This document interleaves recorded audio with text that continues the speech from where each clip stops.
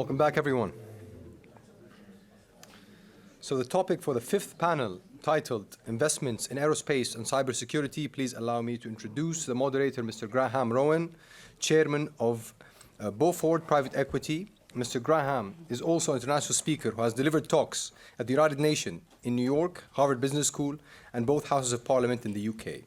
He has published 3 books on investing and hosted 3 series on wealth creation on Sky TV.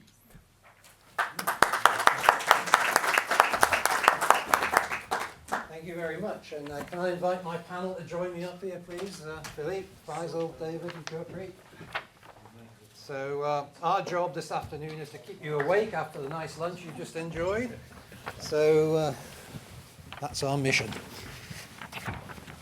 So what I'll do is, rather than doing all the intros now, I'll introduce each person as we get to their first question on their topic. But first, I just want to thank Andrew Hammond for introducing me to Basil, and to Basil and his team for flexing the agenda slightly to fit in this special panel, so appreciate that. Just to say a few words about myself and what I do. Beaufort Private Equity is a private members club for about 700 high net worth investors in 37 countries. My job is to look for interesting new investments for them. And my research is driving me more and more towards the Middle East, which seems to be where an awful lot of new stuff is now happening. We've heard some really exciting things already today about what's going on in the Kingdom of Saudi Arabia. We're looking to set up an office in the Middle East later this year, and are looking for opportunities where we can either bring Western companies to the Middle East, or we can look for interesting investments there and bring Western investors to those opportunities. So that's very much kind of my interest in being involved today. And 2 of the hottest sectors, obviously, that we're seeing are aerospace and security, specifically cybersecurity. And obviously linked into that increasingly now is AI, which is becoming the kind of buzzword du jour. But it's obviously getting real now after years of research and development. Now, they say that in business you should always surround yourself with people who are smarter than you. I think this panel certainly over-delivers on that objective, as you'll see when we go through introducing them. So I'm going to start on my left here with Philipp.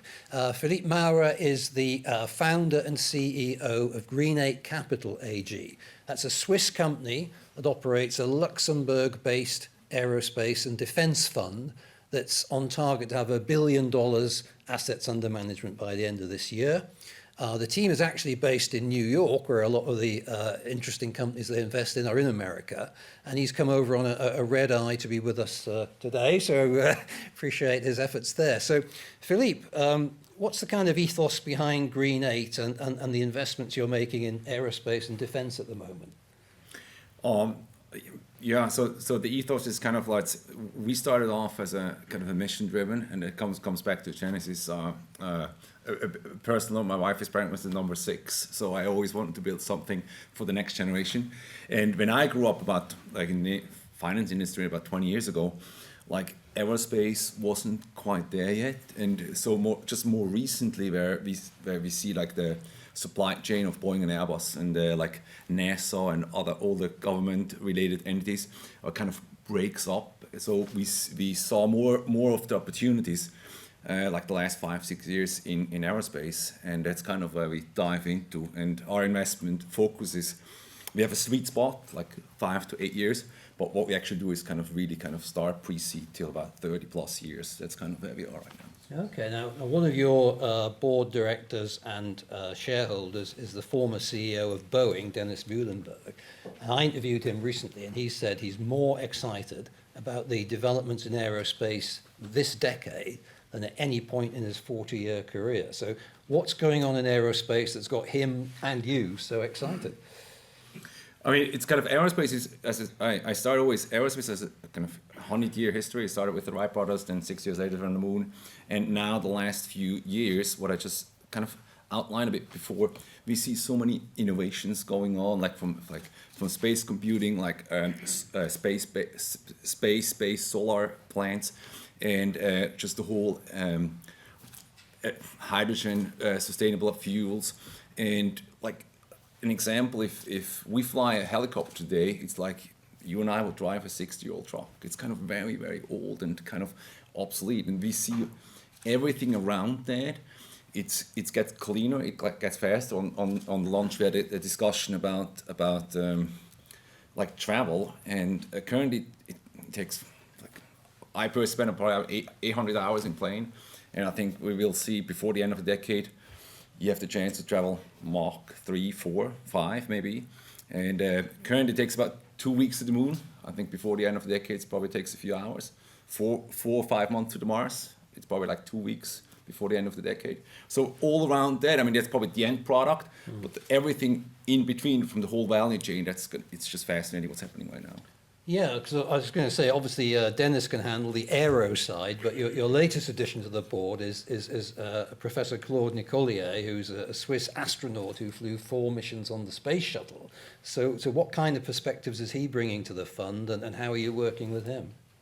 I mean, he is like the space angle. When we talk to, we have a couple of scholarships at the universities. It's more like the space, the technology itself. It's often highly complex, and when we talk about what literally flies and what doesn't fly, he brings valuable input in like whether we team up with a company who produces plates for turbines, and kind of literally the material and the technology around that. He brings just insights that no one else has in the team. So I think for most of us, when we think of aerospace companies, we think of the giants like Boeing and Airbus, but from the fund's perspective, you're more interested in the companies in their supply chain, of which there are thousands, I think. And I know at the moment Boeing have got a massive order backlog. In fact, I was interested to hear you're talking about a new airline that Saudi's launching this morning, and you're saying you're ordering quite a few aeroplanes. I'm just wondering what kind of delivery dates you've been promised on those, because I think we're looking at 2034 at the moment, aren't we? Yeah, currently. Pre-COVID was about 7-8 years, and now it's about like 12 years of backlog, and that's just for the large OEMs. But as I said, there is a few exciting things around that's happening, and so what do you look for when you're looking for a company to invest in on the fund's behalf? Obviously, you've got the luxury of a bit of time scale for how that company is going to grow, but what is it that characterizes a kind of a sweet spot for the fund's target company? If we talk about, we kind of have a few vehicles. It depends a bit what the mandate is for if you talk like our global aerospace mandate, the sweet spot is we're not looking for like the technologies that probably reap some like benefits or some revenues in the next 20 years. We're looking for kind of technologies who have a dual use, who actually produce revenues right now and have a like more like a call option at the end, where you kind of have a potential large total addressable market in 5-6 years. And so what we're currently targeting, to give you some numbers, we have about 8,000 companies in our actionable pipeline that produce returns in the next 5-6 years, about 5-6 the money multiple. And since the field is really opening up dramatically, and we see a lot of programs, a few also like Middle East recently, then where the sweet spot is about 5 to 6, 7 years to give you some returns, about probably like 3-4 times the money multiple. Okay. So that's kind of where we stand. And what's a typical kind of investment size that the fund would make in these companies? And typically the fund size, we start with about 15 to 20 million. Right. And then with follow-on capital, we probably end up around 40 million. Okay. And in terms of the investment you've got in the fund already, it seems like you've raised close to $1 billion, mainly from Europe, the Far East, and South Africa. And at the moment, I guess the Middle East and North America are relatively untapped in terms of. Yeah, funding. I think that was mainly because we started off as a more like a European company, and we were a bit surprised by the demand that came in, and so we're just ramping up quickly, and we haven't really been our kind of main guys, the investment professional, the Goldmans and Citadel guys sit over in New York. So we haven't really we just haven't been able to tap into the US market, and that's going to happen end of this year. So that's could be. Okay, and we were talking earlier on today about how attractive you find the developments that are going on in the Kingdom of Saudi Arabia at the moment. What do you see as the way in which the fund and the company might move into the Middle East? I mean, the reason why we're looking for building a presence there is we see like, I mean, where we grew up politically, it's going to be more and more challenging just to build something, create something. Where we see in the Middle East, we have kind of the mindset, the creativity, and also the willingness to just reach further and build something and not just say but also do it, and also like partnering up with universities, partnering up with intellectual capital, which is fascinating, and I think we have people with a group of researchers in West Africa. So for me, the fascinating part is kind of when we have our like Thursday meetings, they come together and like everyone has. We all think about the same, but we still have a bit of a different flavor, and that's just the beauty of all these minds together, creating something. Look for the next investment, and kind of team up as kind of a family. That's the most fascinating part, and it happens to be that we're in aerospace, but so we're just thrilled to tap into this Saudi Middle East market more and more. Okay, great. So at this point, I want to introduce my next guest on the panel, and I've got what you might call job title envy here, because Faisal Hameed is the Vice President at King Abdullah Aziz City for Science and Technology, but his job is the Vice President of Innovation Enablement, which I think must be one of the most interesting jobs in Saudi Arabia. Faisal has a really interesting background. He's done senior roles in big companies like Ernst & Young, HP, IBM, and the World Bank. But he's also been a startup founder and an angel investor. So he's got that kind of cross view of every size and scale of enterprise, which I think must be really valuable in the work you do. So why don't you just try and summarize for us what exactly it is that you do at KACST? So, thank you. The entire kingdom, as you've seen in the previous panels, it's undergoing a huge transformation. And we've always been a consumer, and it's about time to be a producer. And this is the vision of the leaders, the Crown Prince and the Minister al-Sawaha. Our vision is for Saudi to be the deep tech regional hub by 2025, and to be also aiming for the global by 2030. And in order to capture the entire value chain of innovation, the entire MCIT, the Ministry of Communication, is undergoing also a transformation. And part of that is the innovation ecosystem, in which the Supreme Committee for Research, Development and Innovation, chaired by the Crown Prince, was created last year with the 4 national priorities in RDI.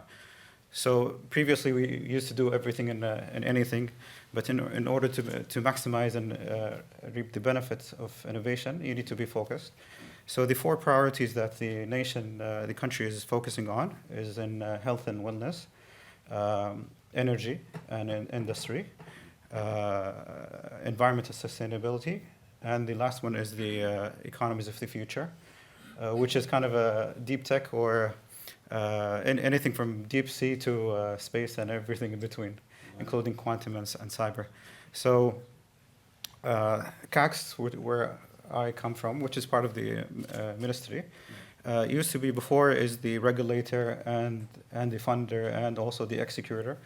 But of course, that creates a conflict of interest. And now, after the Supreme Committee have been created, a new authority has been also created for setting the scenes, setting the policies, and the funding and all the direction for the country, and also orchestrate RDI with all the universities and key players. And then KACST would be a national lab and an executor, by which we have the 14 or 15 of the core labs of the nation, whether it's the clean room for semiconductors, or for nuclear energy, for genome, part of the mega labs. And under the 4 sectors, we have around 32 institutes, around 2,700 scientists, just to be the national lab, the tech arm of the government, but also pioneering R&D. My role is more in the innovation side, so working with from ideation to startups and scale-ups, and also working with multinationals and international companies to come and do their R&D in Saudi. Which plays nicely into your background because you've done both, I guess. So Yes. And I suppose in a way it says something that somebody with your background in what you could call the private sector was prepared to go back to the kingdom and take on a government role. Yeah. Because, you know, in the past we might have thought of, you know, government roles as being less interesting or less challenging, but clearly with the kind of organisation you're now a part of, you must have as much innovation as you can cope with. Yeah, the innovation, the momentum, the pace, even like our KPIs are monitored by the minister on a weekly basis. So yeah, definitely the private sector the public sector is very active and quick. And what I'd like to get your take on is we've talked with Philipp about, you know, aerospace in general, but the kingdom launched its own space program back in 2018, and there's been quite a few milestones since then, including quite a big one just announced last month. So just give us the highlights of what's been happening in the Saudi space program. So I think Saudi made history around 40 years ago when the first Prince Sultan bin Salman was the first Muslim Arab astronaut to go to space. And just a couple of months ago, Rayana Barnawi, the first female Muslim astronaut, Saudi, that went to space, along with Captain Ali Al-Garni.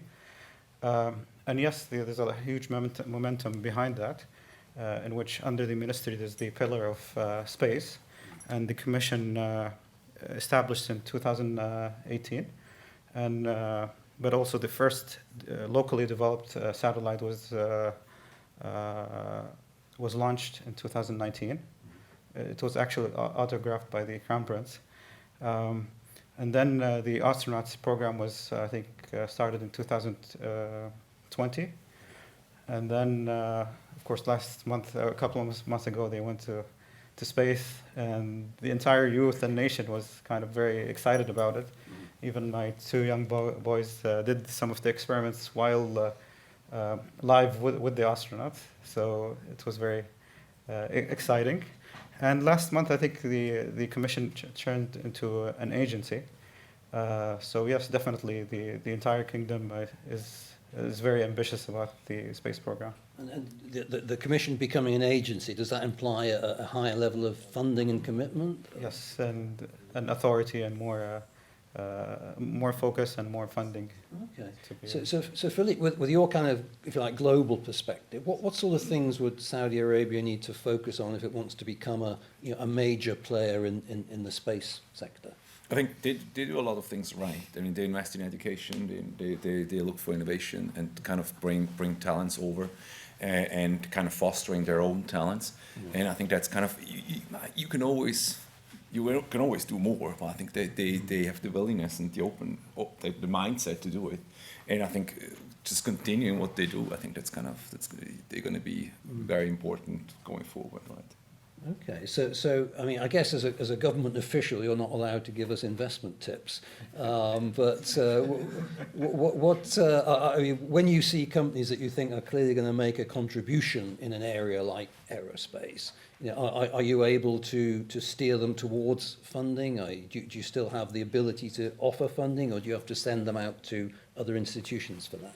So yeah, part of my job is to enable venture funding. Yeah. And of course, when you talk about deep tech, and it's usually the valley of death, it's very difficult to be funding, and a lot of investors are looking for de-risking. And I think that's where the government can come and help. So part of the new programs is to do some grants and matching for grants, depending if it's in line with the priorities of the government, and also it has job creation, contribution to GDP, and of course working with startups and creating companies is in in the interest of the government. So I would the funding part or the fund is still new for KACST. Yeah. But I think what we can do is work with different VCs and investors or PE, depending on the size of the This opportunity. guy has $1 billion looking for a home, so I think you should swap business cards. Yeah, but what about moving away from space to aviation generally? I mean, we heard this morning about some ambitious aviation plans as part of Vision 2030. How do you see the aviation sector, both civilian and military, developing in the kingdom over the next few years? Yeah, so I mean, we've heard about Riyadh being the capital city of the future, and all the ambitious giga projects, whether it's in tourism or supply chain or boosting trade, and all of this, of course, requires aviation. But aviation, whether it's military or civilian, I think according to GACA, the market size currently is around $25 billion, but moving to, I think, the 100 billion in Saudi by 2028. So I think that's a huge growth and market to be in, especially when you look at the AI, the American aviation report saying that the Middle East is $250 billion. So I think Saudi is taking 40% market share of the market. So I think that's a huge opportunity and potential to be in.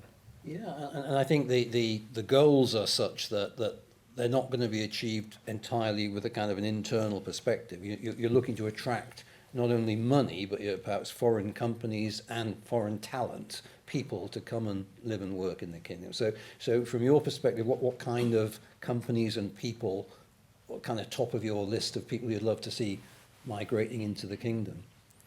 I think companies that can contribute and help in terms of having the maturity level in the science community.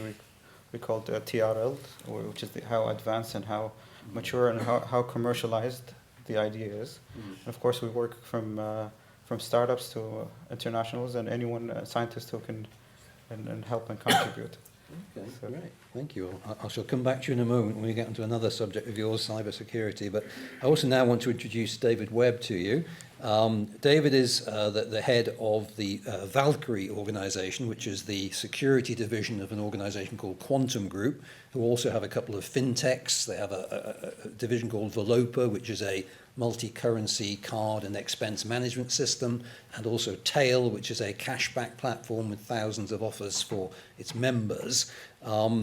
David himself, before joining Valkyrie, spent 7 years as corporate regional security director for a very large multinational infrastructure company with a mere 87,000 employees in more than 150 countries. And David was responsible for overseeing all of their company operations in EMEA and APAC, including all their high-risk opportunities. And before that, he had a very distinguished military career in the Marines and the SAS. And just as a piece of advice for the audience, in the SAS, they do train you to kill people with their bare hands. So when we get to the Q&A, please, no awkward questions for David, okay? I don't want him getting upset. So, David, within the confines of client confidentiality, what can you tell us about the work that Valkyrie does for its clients, including, I believe, in the kingdom? Well, thank you for that intro. I've never been introduced like that before, actually. Yeah, so I think an interesting point someone brought up, I think it was the first speaker this morning, about just general security. And lots of misconceptions and things around security, and involving lots of countries and lots of countries I've worked in, and all over the world. And Saudi is always probably one of those countries that people throw the security question up, and how secure is Saudi and compared to this country. And I think a lot of that is tied in with the sort of the regional dynamics, not so much the in-country security. How safe is it?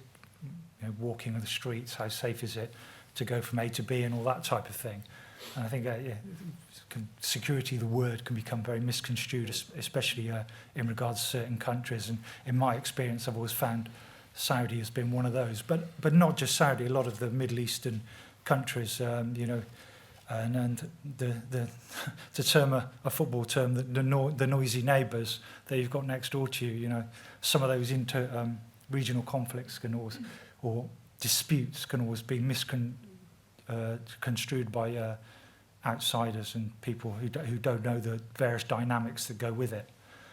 But Saudi is a very secure and a very safe country to work and operate in. And I think another thing that someone said this morning was when you talk about specifically about investment, most people, the first thing they want to know before they invest in any country is always, is the country secure? And I think the general answer you can give with obviously Saudi is yes, it's very secure, and it's a great time, especially now, to invest. Because we spend a lot of our time with some of our clients and people who do want to invest or look to work directly in the kingdom or as part of partnerships. They will be the first question. Well, how's it going to be? What's it going to be like working actually out there? In the mainstream, yeah, it's fine. It's not a major issue. And we do a lot of reports and assessments for people, security assessment reports on, should I do this, shouldn't I do this, and can I do this in Saudi? So it's an interesting dynamic, the whole security thing from a physical side, operating on the ground, but more and more what we've seen in our experience, especially in the last few years, is not so much concerns about physical security, bombs and bullets, regional neighbours, whatever it might be, but it's become more and more, the world of cyber security and operating in the operating environment and the problems that cyber security is now causing, not in Saudi per se, but generally. A day doesn't go by, I don't think now, that you don't hear about cyber attack here, cyber attack there, we've been hacked. And it's an ever-growing problem, and it's not going to go away. And like Graham touched on, speaking with a few people between the meetings, with the new buzzword, cyber's probably not very buzzy anymore, and now the new buzzword is obviously AI. But sort of AI is almost another knock-on of cyber. And what comes with that is obviously a whole load of new problems. Because you've then got to manage that. And when we're talking about investment, and we're talking about huge infrastructure projects that Saudi want to do in their vision, which is actually absolutely brilliant. But it's so big, it's so fast track, let's get it done. And we want to do this, this and this. It's quite easy to forget about sometimes some of the stuff that can cause you real problems further down the line. That might be security issues, but the one thing that we're seeing more and more now is obviously cybersecurity. So we're advising more and more, and Gio will speak about this in a little bit more detail, is obviously anything to do with cybersecurity now has to be really built in. And it's that old adage within the security world, building by design. A lot of people talk about it, but do you actually do it? Maybe embassies do it and people like that, but when you're building big hotels or other infrastructure projects, is security and cybersecurity built into that project? Both in the, when you're implementing the actual plan and the design and then the delivery of it, but also then when it's built and it's operating, you've got people coming in and working and tourists coming in. Is it all future-proofed for the next 10, 20 years into it? And can it all be upgraded? There's so many projects you see now, and London's a good example. Costing a fortune where you're retrofitting cybersecurity and things into projects that just were never set up to have it in them in the first place. The TfL are a good example. The NHS would probably be another one. You know, you're just putting bolt-ons and creating more and more problems. Where, I suppose, come back to the point is, when you do these projects and you deliver them, you have to build it in, and you have to future-proof it to going forward. Else it just becomes a bigger noise, and it actually becomes vulnerable to future attacks.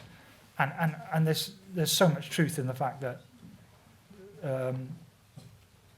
people who attack, whether they're criminals, nefarious states, whatever the reason might be for a cyber attack, you know,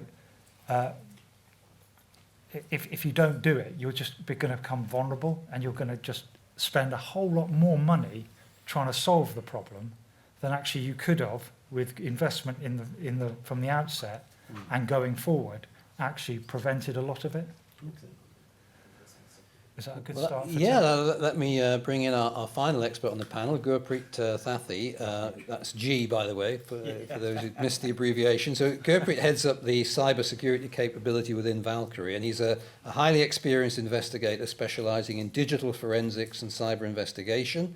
He helps clients by doing vulnerability assessments to evaluate their physical and digital security needs, and manages technical surveillance and countermeasure sweeps, where he's looking for physical evidence of eavesdropping devices. I saw him sweeping this room earlier on. I think we're okay. So Gurpreet, yeah, we've heard about, obviously, there's some really mega projects going on in the kingdom at the moment. So, you know, if you were managing these projects, what are the kind of elements of cyber security that you would want to kind of see being designed and built into them? I mean, first of all, thank you for having us here. It's all like David was saying, it's about security by design and all about raising awareness. For me, that's a key thing, because when you were younger, your mum and dad always told you, don't speak to strangers, don't go into someone's car if you don't know them. But when you started working, someone gives you a laptop, says, go on, crack on. You start opening emails, start pressing links, opening attachments. No one really tells you anything about the cyber threats out there. And if you don't know what the threats are out there, how do you know how to protect against those threats? And the key thing that we've seen from our clients within the kingdom is that there's two things. There's one, they're embracing technology, which is great. But what they're doing is, before actually purchasing anything or getting anything done on infrastructure, they talk about the security. What impact will this have on our security? What impact will this have on our data? Where will our data be stored, and how will it be protected?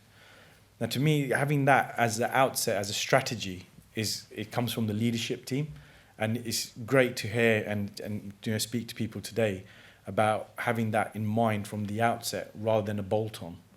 So security by design is the way forward. Okay, well, Faisal, I'd like to bring you back in at this point, because you focus very much on this area within KACST.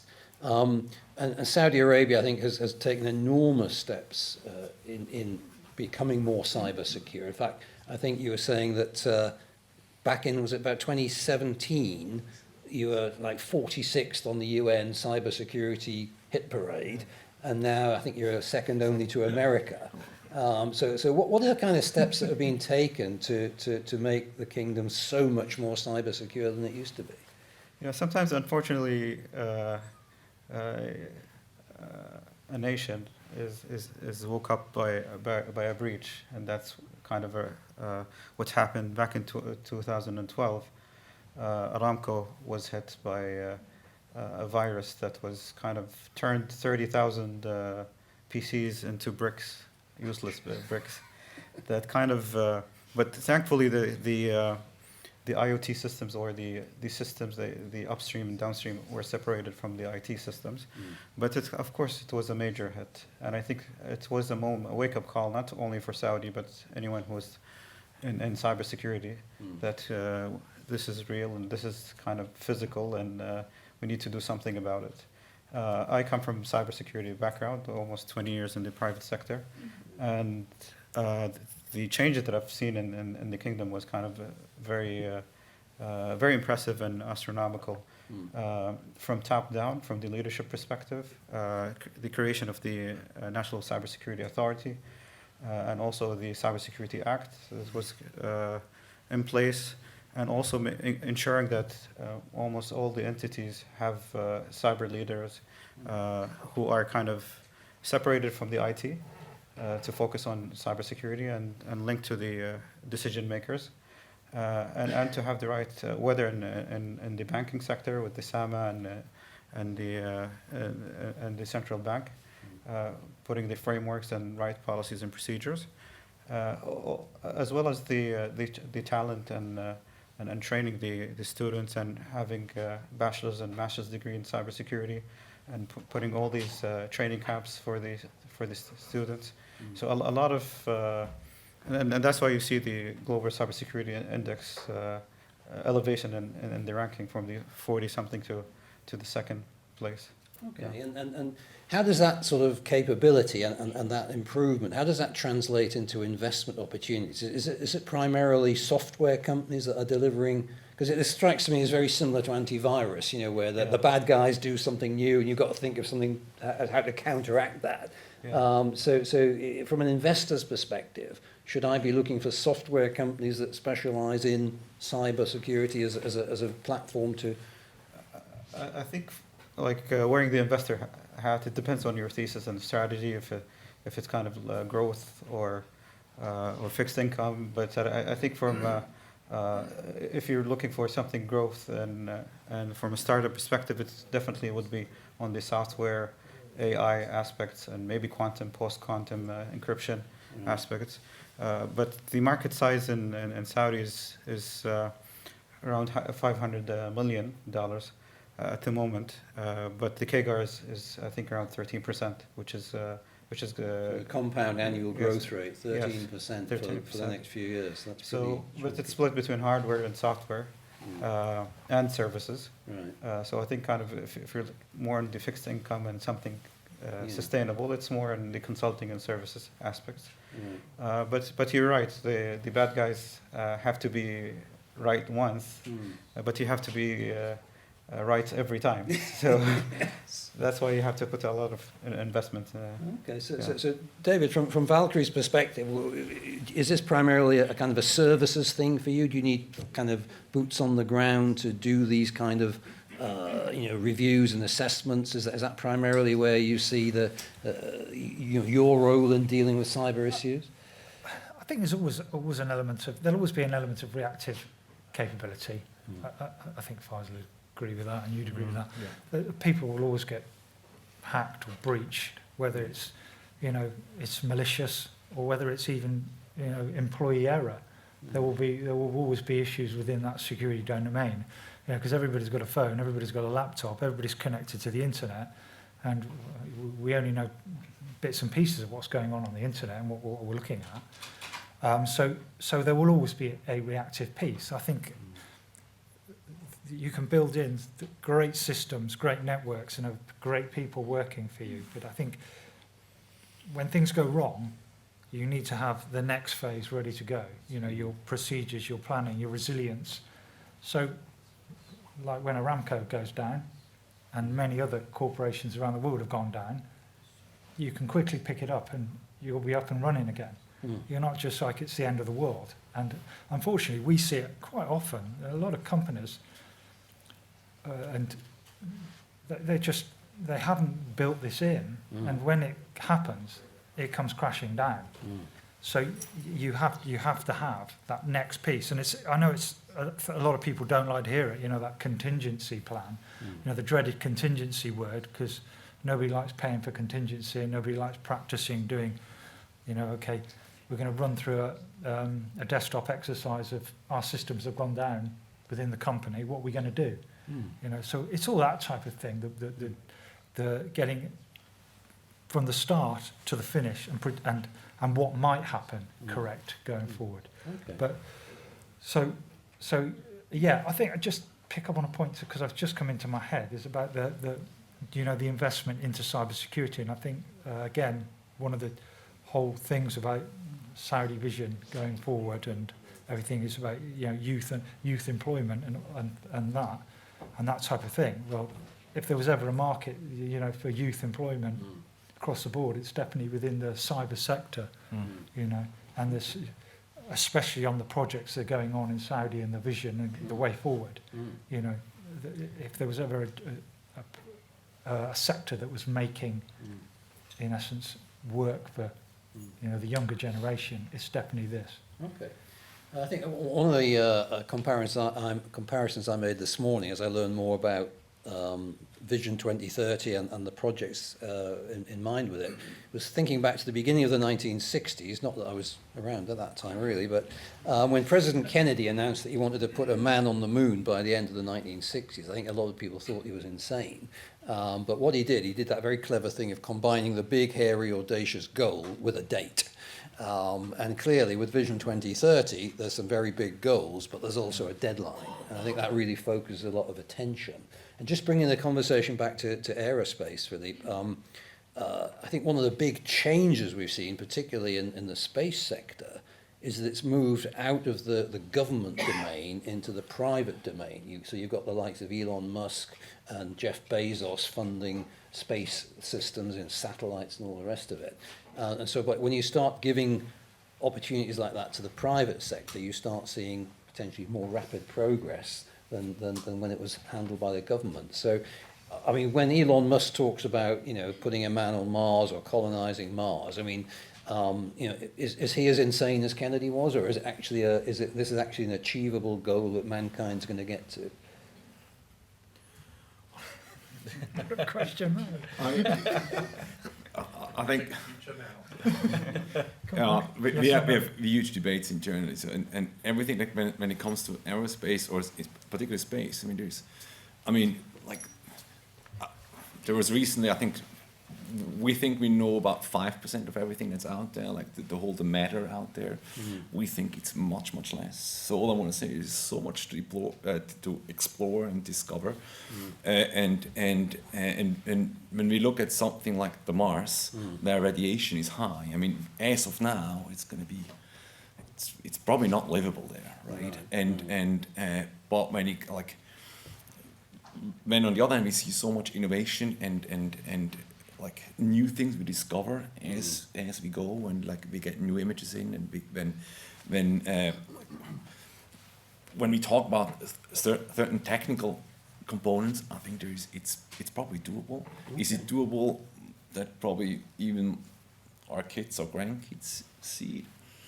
We're not sure yet. I could tell that look meant you're so old you won't live to see it. I got the hint, don't worry. So all I'm saying is it's still what we have really kind of internally.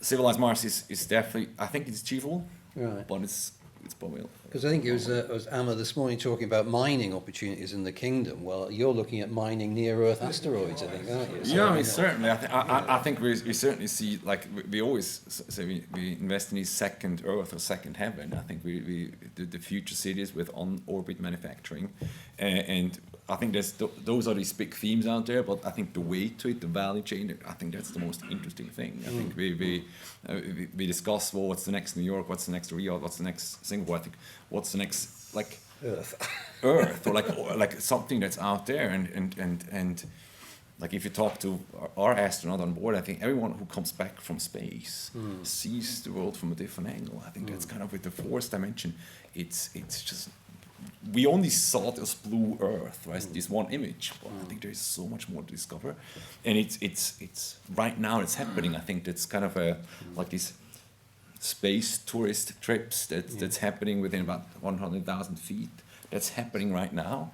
It's not like for everyone yet, but it's soon going to be there. But that's just one angle, right? And the technical where you deal with pressure control, and I think there's this from an investing perspective opens up many opportunities, and that's kind of what we see in this kind of what you said about the private market. I think now there are more and more companies established who are just exploring that space. Okay. Well, I think this might be a good time to actually throw the debate open to questions from the floor. Now, we have a roving mic, but we do need you to put your hands up because we can't see you. So, of course, the first question would be right down here on the front if we bring the mic to Emma here. Now, is this going to be one of your multi-part questions, just so I can prepare myself here? Do I need to take notes? This is never going to go down. I don't know if the name of your company, Green 8, is relating to the environment and protecting the environment. But aerospace is known to be, a great polluter, followed by shipping. So are there any innovations that we can think about that we can apply down Earth here, especially to protect the seas and to protect the environment? Yeah, I mean, the name has something to do with the public transportation in Zurich, the Green 8 tram. That's really not. I mean, obviously, the green is kind of important to us for sustainable. What we see currently, and what we already invested in, kind of like a business who produces the next generation of solar cells, right, to capture energy that kind of can be transported and transferred to Earth, and the whole area. We haven't invested yet because we're about to in kind of the whole sustainable fuel. I'm not talking about just like the soybeans that produce like fuel. There's some other like liquid or clean hydrogen. But when it comes to like development up there, I think the solar, where you have 24 hours sunlight, I think that's the most interesting field we see, also from a technology and also from a revenue perspective, where you can capture both and helps Earth kind of get cleaner and from our perspective also like faster connecting A to B. I think that's kind of where we see the most interesting fields. And Dennis also mentioned electrical vertical takeoff and landing. Yeah, I mean, the whole electrification of aviation. That's a whole new field, but this is more like traveling between probably Earth to about few miles. When it comes to the capture like mining or sunlight from GEO space, that's kind of two things that's going on. But there's certainly a lot that we think is the Earth should benefit from it. Have another question? Yes. My question is a bit, maybe might sound a bit like science fiction, but I don't know. Have you looked at all at the dimension of quantum physics and the transport relation, and how quantum physics technology would relate to transport and speed rather than... Is that like beaming us aboard on Star Trek or something? You mean Something quantum like physics? that, yeah. Yes, absolutely. Which is there's actually what we see companies around Austin, Texas, quantum physics, and together with IBM, we're part of a program like this. That's something that we'll look at it. Quite frankly, it's part of our incubator program because it's kind of very have a long longevity. So the incubator program is for us. 1% of all our capital we kind of raise, we kind of invest in, or I sometimes say donate it to those companies. But certainly that's a field where it's highly complex. We have actually the son of Dennis, one of our board members, is working for one of those companies. That's super fascinating. It's from an investor perspective probably too early to invest, but it's when it comes to capturing the talents and skills, it's one of the most. It's no longer science fiction. No, that's certainly not. That's certainly not. Nor is Star Wars and everything around that. Okay. Yes, right over this side, please. Sorry. You'll get your steps in today.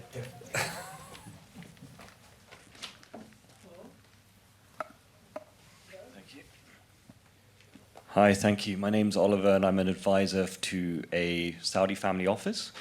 And one of the things that I have a question is for the VP of Innovation, Mr. Hameed. We often hear about new things and sort of roadmaps for new businesses and sort of companies come inbound into Saudi to land and expand. But perhaps you could tell me a bit about local initiatives to help, existing businesses in Saudi innovate and sort of access initiatives to improve and to contribute to the 2030 vision. Sure. So we have we work with the entire ecosystem under the ministry. So there's the NTDP program that works with SMEs and fourth industrial revolution in terms of the innovating the manufacturing and small and medium businesses from that perspective in terms of IoT and bringing late technologies. That's one angle. Also, we work with different businesses in terms of if it's a startup, we have the incubation and acceleration programs, whether through the Garage, which is one of our flagship programs, and actually we're creating an innovation district within the KACST for startups and entrepreneurs, and the acceleration and incubation program. At the moment, it's kind of we're moving from generalist to more deep tech, and that's where I focus on. But there's different programs in the government depending on the sector. So for example, the space agency is creating their own incubation programs. In terms of the four sectors that I mentioned, these are the focus of our from attraction to investment is where we work with, but it depends on what's the circumstances and the needs of the company. Sometimes we work with the Riyadh Royal Commission in terms of finding space for the startup or the company. Also, sometimes they need talent and researchers, so we give them access to that. Some of the innovative companies need access to the lab. It's very expensive for example, to create a genome lab, for example. So they can use the genome lab that we have. And then lastly is the funding. So whether we do matching for the grants or equity-based, depending on the need of the companies. But our focus is more on deep tech, and as I mentioned, the maturity, the more commercialized ideas and research. Okay, have we got time for one more question?